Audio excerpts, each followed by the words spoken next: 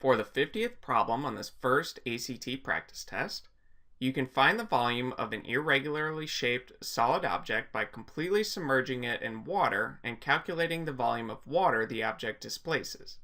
You completely submerge a solid object in a rectangular tank that has a base 40 centimeters by 30 centimeters and is filled with water to a depth of 20 centimeters. The object sinks to the bottom and the water level goes up by 0.25 centimeters. What is the volume in cubic centimeters of the object? So with this particular problem, I think it would be most helpful to draw a picture so that we can visualize what's going on here. Now, we have this rectangular box where we're told that the base is 40 centimeters by 30 centimeters, and that this box contains water filled up 20 centimeters high. So this height here of the water would be 20 centimeters. And what this problem is saying is that a solid object that's irregularly shaped is dropped into this water. So let's say that this is our object right here, and it's some three-dimensional object, and that when we place this into the water level goes up by 0.25 centimeters. So to keep it to scale, it would actually be pretty small, but I'll draw it a little bit more dramatically. So let's say that this rise in water is 0.25 centimeters.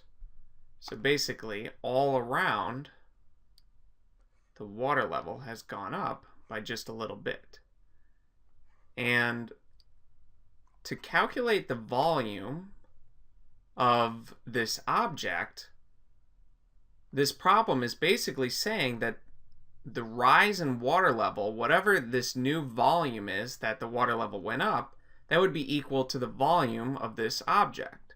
So we just have to figure out what's the volume of this essentially rectangular prism piece of water.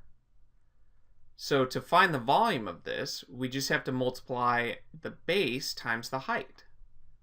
So the volume of the water increase, so 30 centimeters times 40 centimeters, so that's the base, and then we just have to multiply by the height, which is just this little increase in height that the water went up. So it'd be this 0.25 centimeters.